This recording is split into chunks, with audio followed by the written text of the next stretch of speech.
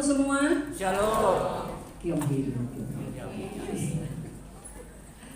Haleluya, semuanya merah-merah ya. Saya juga ikutan merah-merah ya. Haleluya, saudaraku, hari ini kita mau dengar firman Tuhan. Buka hati semua ya. Buka hati, buka pikiran. Kita merindukan Roh Kudus berbicara kepada kita. Tentu bicara soal kebenaran. Amin.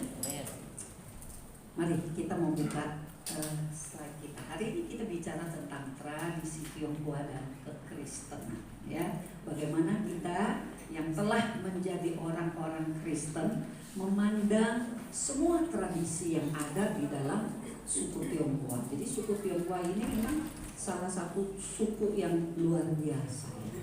Tradisinya banyak banget itu saudaraku ya. Nah, kita mau melihatnya hari ini. Yuk slide yang pertama. Bahwa di dalam tradisi Tionghoa ada dua hal.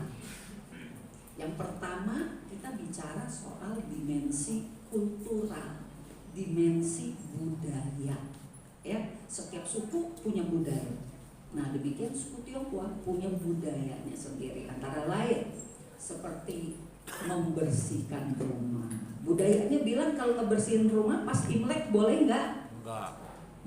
Jadi kalau mau bersihin rumah kapan? Sebelum Imlek. Sebelum hari Imlek tuh nggak boleh. Nah itu salah satu tradisi ya. Saya nggak tahu tadi ada yang nyapu nggak di rumah? Tiap hari ya, nggak nyapu tiap hari gimana gitu ya. Nah itu salah satu tradisi. Lalu saling berkunjung, makan bersama keluarga. Kemarin sudah saling berkunjung. Nah hari ini ntar lagi ya berkunjung lagi karena keluarganya biasanya banyak gitu, nggak cukup satu hari. Saya juga kemarin sudah makan bareng-bareng dengan keluarga. Nah ini soal makan juga ada budayanya sendiri ya. Ada makanan-makanan yang diwajibkan harus ada. Kalau Imlek nggak ada makanan itu kayaknya nggak afdol. Makanan apa yang kudu ada kalau Imlek? Bandeng. Apalagi wah banyak ya babicin. Wah itu Tionghoa benteng gitu ya. Kalau yang secara nasional memang di misalnya Palembang, Pontianak lain-lain ya. Haleluya. Makannya juga beda-beda. Ya, apalagi yang harus ada. Kalau buah harus ada buah apa? Jeruk mandarin atau santang, pokoknya mesti ada jeruk gitu katanya ya. Lalu mengucapkan selamat dan hormat pada orang yang lebih tua ya. Jadi kita kemarin sudah kionghian ya. Lalu ada yang bilang harus ada baju baru, harus ada kue menjamu tamu. Kuenya kue apa? Kalau nastar. Kue apa lagi? Lapis. Tahu nggak kenapa kue lapis kudu ada? Rezekinya biar berlapis. Berlapis-lapis berkatnya, maksudnya begitu ya. Kuenya semua manis-manis ya. Karena itu menggambarkan adanya kemakmuran, kesenangan, manis semua kuenya ya. Lalu apalagi saudaraku? Ada kue, menjamu tamu, berbagi angpau untuk orang tua dan yang belum menikah. Itu semua dimensi kultural, budaya ya. Lalu yang kedua dimensi spiritual. Antara lain ritual sembahyang dan memelihara meja abu. Nah ini kita mau pelajari. Yuk berikut. Waktu saya sampai jam berapa? 9.15. Tetap ya. Dimensi kultural yang pertama menghormati orang tua. Biasanya caranya pakai soja atau kue. Kita lihat ayat firman Tuhan berkata apa? Hormatilah ayahmu dan ibumu seperti yang diperintahkan kepadamu oleh Tuhan Allahmu, supaya lanjut umurmu dan baik keadaanmu di tanah yang diberikan Tuhan Allahmu kepadamu. Ada banyak ayat lain. Kita lihat yang di Perjanjian Baru Efesus 6 ayat 2-3 berkata, hormatilah ayahmu dan ibumu. Ini adalah suatu perintah yang penting, seperti yang nyata dari janji ini, supaya kamu berbahagia dan panjang umurmu di bumi. Jadi saudaraku, orang Kristen, Tuhan bilang hormati orang tuamu, hormati ayah ibumu. Kita mengenal budaya Tionghoa, itu salah satu budaya yang menghormati orang tuanya. Betul saudara? Apakah kekristenan tidak menghormati orang tua? Menghormati. Bahkan Efesus bilang ini adalah suatu perintah yang penting. Ini perintah yang harus digarisbawahi. Ini perintah yang harus kita orang percaya melakukannya. Dan biarkan mereka yang belum mengenal Kristus bisa melihat betapa orang Kristen, siapapun dia, suku apapun dia, adalah orang-orang yang menghormati ayahnya dan ibunya. Amin. Ini satu nilai.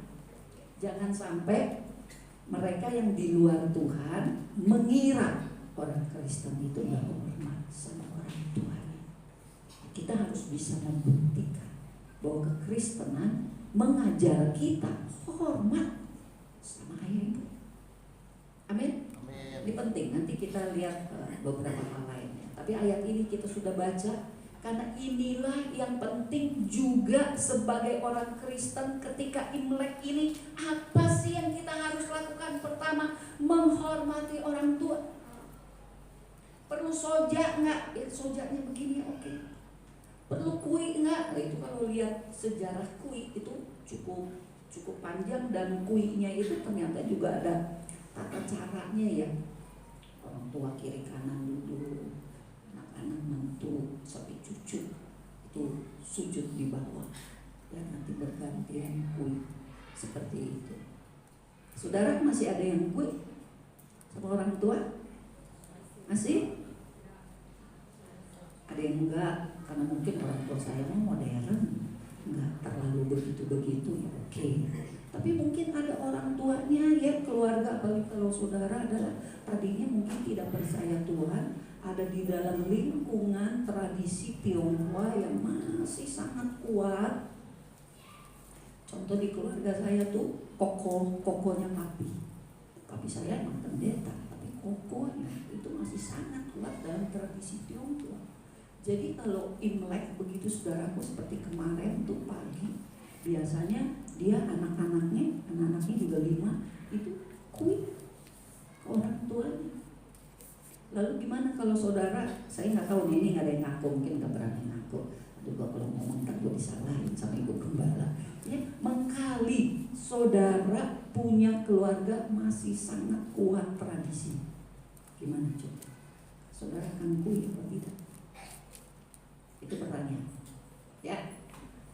Baik, kita lanjut dulu. Yang kedua, kalau yang pertama kita harus bisa menunjukkan sebagai orang Kristen kita hormat orang tua. Jadi kalau sincian begini, jangan lupa tetap datang orang tua. Apalagi mungkin kita pikir, gue udah jadi pelayan Tuhan, udahlah, gak usah pakai imlek kan ya, oke lah, saudara nggak perlu pakai baju merah, saudara nggak perlu ikuti tradisi yang lain, mungkin makanannya juga nggak perlu sebanyak dan selengkap mereka, ya, mungkin ya kalau senang bandeng ya udahlah bikin bandeng boleh, gitu ya. Tapi jangan sampai tidak hormat sama orang tua, tetaplah waktunya. Amin semua. Sesibuk apapun waktunya untuk tunjukkan kepada keluarga, kami orang Kristen diajar untuk hormat sama orang tua. Nilai itu tidak berubah, bahkan Tuhan menegaskan. Yang kedua, apa yang kita lakukan sih kalau kita Imlek? Yang kedua adalah berbagi kasih. Kasih itu bisa dalam bentuk perhatian, karena paling tidak setahun sekali ketemu dengan keluarga besar, kumpul dari mana-mana datang di rumah orang tua, ya. Paling tidak begitu. Puji Tuhan kalau semuanya sama-sama orang Tangerang, tapi mungkin saudara kita ada yang di Bogor, ada yang di mana, mereka kumpul semua, bisa berbagi cerita, ngobrol, ya. Kemarin saya datang dari jam 10 lewat, saudara saya udah pada ngumpul ya di rumah Cici ya. sama Cici karena papi saya udah nggak bisa tinggal sendiri, ikut anak gantian. Jadi ada di rumah Cici, ya makan, ya masaknya barengan, si ini masak apa, si itu bawa apa, si itu bawa apa, ya kita 5 anak saling membantu, ya, berbagi, ya. Lalu kita cerita, selesai 3:30 baru pulang. Ya, kalau Cici saya malamnya balik lagi ke sana, ntar juga kumpul lagi. Jadi kita gunakan waktu yang ada bisa berbagi, bisa sharing, berbagi cerita, berbagi beban, saling mendoakan. Amin, saudara-saudara. Berbagi makanan juga, berbagi angpau juga. Tidak apa-apa, karena itu semua bicara tentang kasih kita peduli. Apalagi kalau ada saudara yang kita tahu dia lebih prihatin hidupnya, boleh kita berbagi angpau pada orang tua, boleh. Orang tua kita, ya, mungkin papa mama, mungkin nenek, mungkin masih ada ipo, ada kukong, ada siapa lagi, boleh bagi sebagai perhatian, sebagai tanda cinta kita kepada mereka. Kita baca yuk 1 Yohanes 4:21, 1, 2, 3. Dan berita ini kita terima dari Dia. Barang siapa mengasihi Allah, Ia harus juga mengasihi saudara. Kita nggak mungkin bilang saya cinta Tuhan Yesus, tapi gue nggak peduli sama saudara. Itu sangat bertolak belakang. Kalau memang kita cinta Tuhan Yesus, kita haruslah jadi orang-orang yang peduli. Ada saudara saya yang saya nggak bisa datang, ya, dan keluarga nggak bisa datangin dia, tapi kita kirim. Ya, apalagi zaman sekarang mah gampang, bisa kirim lewat Grab, bisa kirim lewat apa, kita kirimin buah, karena kita nggak bisa datang ke sana. Tapi paling tidak dia merasakan, oh, aku masih diingat nih sama keluargaku itu. Betul, saudaraku? Ya, kita bisa berbagi dengan berbagai cara, dan itu perlu ditunjukkan oleh kita orang percaya kepada mereka semua. Apalagi kalau mereka belum di dalam Tuhan, bagaimana kita membagi perhatian, ya, lewat hadiran kita, lewat peduli kita, lewat makanan, lewat amal dan sebagainya. 1 Timotius 4:7 kita baca 1, 2. Tetapi jauhilah cerita tahyul dan dongeng nenek tua. Latihlah dirimu beribadah. Saya tulis dalam kurung, ya, karena ini kalau di PB versi 2 ada kata cerita. Jauhilah cerita tahyul. Kalau di PB jauhilah tahyul dan dongeng nenek tua. Latihlah dirimu beribadah. Maksudnya apa? Latihlah dirimu jadi orang yang saleh di dalam Kristus.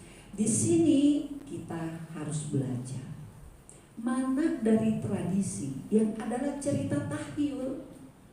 Apa sih cerita tahyul? Tahyul itu cerita turun menurun, ya, dari berbagai generasi, tetapi tidak dapat dibuktikan kebenarannya secara logis. Misalnya apa? Jangan nyapu pas Imlek. Kenapa katanya nggak boleh nyapu? Kali rezekinya. Keluarin rezeki. Apa benar? Apa benar? Itu kan secara rasional tidak bisa dibuktikan, ya. Itulah contoh cerita tahayul. Terus apa lagi ya, katanya itu banyak loh. Yang saya baca itu banyak banget tahayulnya, gitu ya. Nggak boleh potong rambut, iya benar, ya. Makan apa itu, makan ikan aja nggak boleh dibalik. Terus harus disisain buat besok, gitu kan? Banyak sekali loh cerita tahayul itu, banyak sekali. Nah, jadi itulah cerita turun menurun. Nah, saudara, kita harus bisa melihatnya sekarang dari kebenaran firman. Jangankan kebenaran firman, dari logika berpikir saja ada banyak cerita tahayul itu yang namanya tahayul, nggak usah dipercaya. Jadi yang rumahnya hari ini ngeres, ya, nyambut-nyambut aja. Ya, karena banyak cerita yang sifatnya tahayul, tidak bisa dibuktikan kebenaran secara logika aja, tidak. iman kekristenan. Nah, yang tahayul itu saudaraku, itu yang kita harus mulai singkirkan dari budaya ya, supaya kita ini menjadi orang-orang yang saleh kata firman Tuhan. Kalau firman Tuhan enggak larang, kalau firman Tuhan apalagi suruh kita melakukannya dan kita tidak melakukannya, kan justru itu yang jadi bahaya ya. Ya, inilah contoh mie. Mie itu apa? Tentang apa? Panjang umur. Panjang umur. Jadi kalau makan mie boleh nggak mie-nya digigit? Nggak boleh. Jadi makan mie itu kalau mie-nya panjangnya segini, itu segitu-segitunya kudu dimakan, jangan digigit di tengah. Habis itu makan lagi tetap umurnya nggak panjang. Jadi emang repot juga saudara itu kalau mau ngikutin semuanya, repot gitu, beneran ya. Nah jadi itu salah satu yang kita harus, wah itu mah gak benar lah, gue makan mie makan ya doyan mie aja gitu kan. Ya kalau segini kita makan semua tak keselak deh, bukannya jadi sehat, jadi penyakit ya. Apalagi kue keranjang itu apa artinya? Nah itu kue keranjang itu kan bundar lalu manis ya, maksudnya supaya setahun ke depan mengalami hidup itu yang manis-manis lah, maksudnya begitu. Lapis legit berlapis-lapis, maksudnya banyak berkahnya. Makan jeruk supaya apa? Katanya bicara soal keberuntungan begitu ya. Jadi banyak lagi yang lain loh. Ini saya tulis cuma berapa biji, itu bisa belasan, bisa puluhan jenis-jenis makanan. Ya, itu baru yang kita lihat di Tangerang percaya. Belum lagi yang sukunya Tionghoa tapi bukan di Tangerang. Ada lagi kepercayaan begitu banyak. Nah ini yang kita harus mulai pisahkan. Amin, saudara-saudara. Ya, itu yang mulai. Kalau ini benar buat kesehatan ya kita lakukan. Tapi kalau nggak ada kepentingannya itu hanya tahyul saja, kita mulai tinggalkan. Berikutnya, kita baca ini 1, 2, 3. Demikianlah bagi orang Yahudi, aku menjadi seperti orang Yahudi, supaya aku memenangkan orang-orang Yahudi. Bagi orang-orang yang hidup di bawah hukum Taurat, aku menjadi seperti orang yang hidup di bawah hukum Taurat. Sekalipun aku sendiri tidak hidup di bawah hukum Taurat. Supaya apa? Supaya aku dapat memenangkan mereka yang hidup di bawah hukum Taurat. Sekarang saya tanya, kenapa hari ini pada pakai baju merah?